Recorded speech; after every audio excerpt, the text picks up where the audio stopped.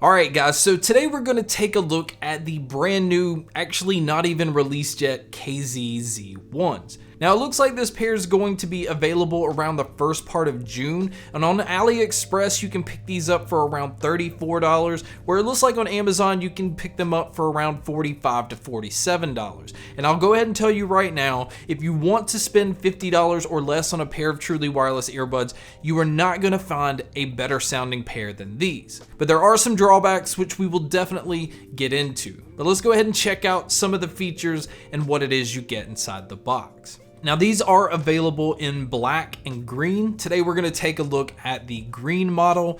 These also have a 10mm dynamic driver that it says is specifically made for these, and these draw a lot of power because they produce a lot of power. Now these have Bluetooth 5.0 and they also have AAC playback. And a huge advantage to these is they also have a high performance gaming mode where you tap the earbuds 3 times, it switches it into this mode, and it cuts down on the latency and lag with watching videos, movies, and even playing games. And this is very important for you guys that like to consume media on your phone or tablet or whatever, but it is going to pull a little bit more battery. And as far as the IP rating, one of the downfalls to these is there is no mention of any kind of IP rating. So I don't know if it's okay to get splashed on or anything like that. So definitely be careful if you're gonna have these around water. Now, as far as what you're getting inside the box, you're getting the usual small, medium, and large silicone ear tips. I did find that the ear tips that came on them right out of the box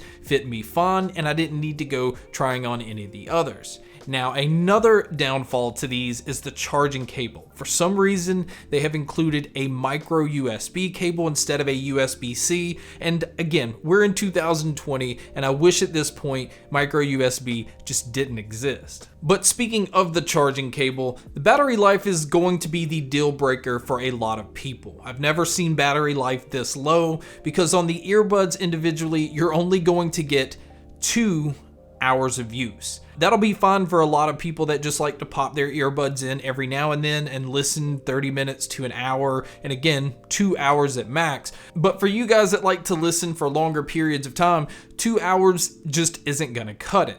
Now the charging case on these, it will get you around 20 hours total, which is fine. But again, that 2 hours on the earbuds themselves, I've never seen something that low. Now moving over to looking at the case, I really like the design of the case. It is all plastic, it's very lightweight, but it still feels solid. On the side you have your micro USB input for charging, and then underneath the lid you have the single indicator light so that you can kind of gauge how much battery life is left on the case.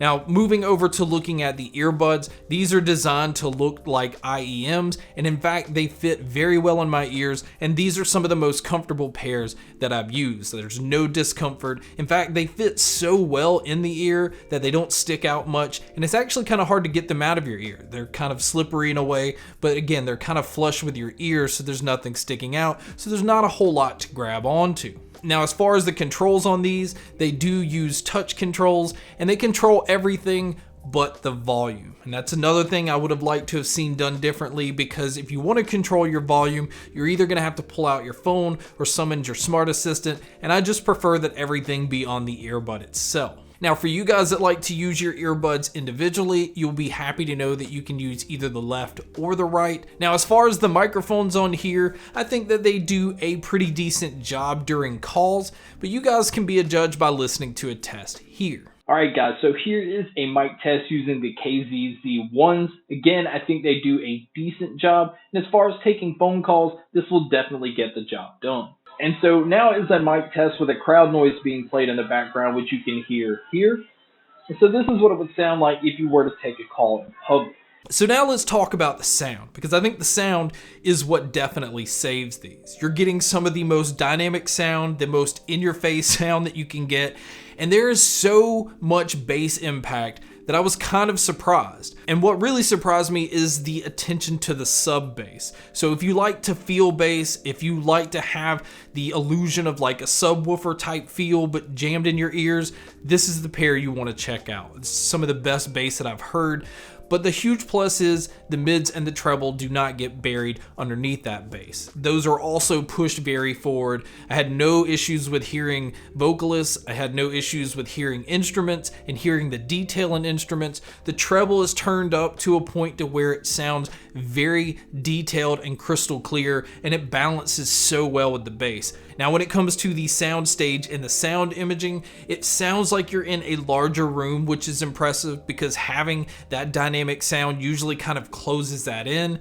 These definitely feel open, and being able to tell where instruments are coming from and the detail of instruments and the fact that the vocalist sounds in front of all of that is just absolutely nailed on this pair. Now, even though I think they sound fantastic, I do have some cons with these. Obviously, the micro USB cable is a con. The battery life only being 2 hours on the earbuds is going to be a huge deal breaker for a lot of people. And then my other con is the fact that they don't have any kind of IP rating. So one way to look at it is you're not spending a whole lot of money, so are some of these cons worth the trade-off? That's really just gonna kind of depend on you, but I think the sound makes these absolutely worth it. It's nice to have this pair to just throw in, especially if I don't plan on listening for a long period of time. Getting the sound out of these is worth the $35 to $50 that you're gonna spend. But guys, that's my video on the brand new KZZ1s. Thank you so much for checking out this video. Thank you so much for checking out all the other videos. And as always, make sure to stay tuned for more.